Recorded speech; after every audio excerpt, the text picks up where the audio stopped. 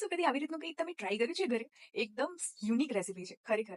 10 મિનિટમાં બની જાય છે અને ખાલી 2 વસ્તુથી જ બને છે. તો સૌથી પહેલા તો મેં 2 કપ દૂધ લઈ લીધું છે અને નોર્મલ આપણી કઢાઈની અંદર નાખી દઈશું. એના પછી આપણે એડ કરવાનું છે કોર્નફ્લોર. કોર્નફ્લોર કોઈ પણ જગ્યાએ તમને માર્કેટમાંથી મળી જશે.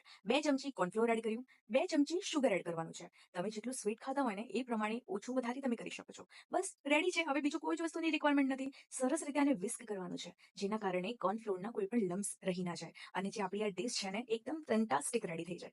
ખરેખર એક વખત ટ્રાય કરો અને એક વખત ખાલી ખાઓ, તમે આના ફેન થઈ જશો. આના ફેન થશો, સાથે સાથે તમે મારી ચેનલ અને મારી રેસીપીના પણ ફેન થઈ જશો. હવે ગેસ ઉપર મૂકીને સરસ રીતે આને ચલાવતા રહેવાનું છે, જ્યાં સુધી જે આ દૂધ છે ને ગાળું ના થઈ જાય. દૂધ ગાળું થાય છે ત્યાં સુધી સાઈડમાં એક કેક કન્ટેનર મેં લીધું છે, એની અંદર બટર પેપરને આપણે આવી રીતે લગાવી દઈશું. જોઈ શકો છો કેટલું સરસ રીતે થિકનેસ પકડી લીધી છે.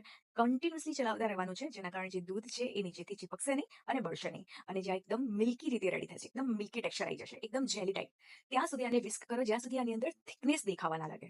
ખરેખર આ રેસીપી મેં ફર્સ્ટ વખત બનાવી છે અને ફર્સ્ટ વખતમાં પરફેક્ટ રેડી થઈ છે. આ જેટલી લુકમાં ડિલિશિયસ લાગે છે ને, ખાવામાં એનાથી પણ વધારે ટેસ્ટી છે.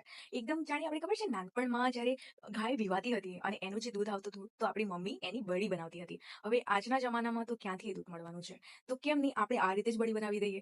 આ જે ડિશ છે ને એ તમને એક અલગ જ ટેક્સચર આપશે, અલગ જ એક સ્વાદ આપશે, અને એની સાથે સાથે તમને તમારા બચપનની રેસીપી એટલે કે બળીની પણ ખાસ તમને યાદ અપાવશે. અમારા ગુજરાતીમાં તો એને બળી કહેતા હતા. તમારા સિટીમાં તમને એને શું કહો છો, પ્લીઝ કમેન્ટ સેક્શનમાં જણાવવાનું ના ભૂલતા. અને જો તમને આ વિડીયો ગમે હોય ને તો લાઇક, શેર અને કમેન્ટ કરવાનું બિલકુલ ના ભૂલતા. અને જો તમે મારા ચેનલ ઉપર ફર્સ્ટ વખત આવ્યા છો, ફર્સ્ટ વખત જો વિઝિટ કરી હોય કે પછી તમે સેકન્ડ ટાઈમ વિઝિટ કરી હોય અને જો ચેનલને સબસ્ક્રાઇબ ન કરી હોય ને તો પ્લીઝ સબસ્ક્રાઇબ કરી દેજો, કેમ કે આવી અતરંગી રેસીપી ચપ્પુ ઓલવેઝ તમારા માટે લાવે છે. હવે દૂધ સરસ ગાઢું થઈ ગયું હતું એટલે હવે આપણે જે કન્ટેનર રેડી કર્યું હતું એની અંદર ટ્રાન્સફર કરી દઈશું. સરસ રીતે ટ્રાન્સફર કર્યા પછી આ કન્ટેનર જશે હવે ફ્રીઝરમાં, ફ્રીઝ થવા માટે, એટલે કે સેટ થવા માટે. આને સેટ થતા કમસે કમ 4 કલાક લાગશે. એટલે કોઈ પણ જલ્દબાજી નહીં. સરસ સેટ થઈ ગયા પછી આવી રીતે એના પીસીસ કરી લેજો અને પછી કોટ કરવાની છે. હવે કોટ શેનાથી કરીશું એના માટે તમારે વિડીયોની લાસ્ટ સુધી જોવું પડશે. એકદમ super healthy, super delicious, tasty અને એકદમ સોફ્ટી સોફ્ટી રેડી થઈ ગયા છે આપણા મિલ્ક પુડિંગ બાઇટ્સ.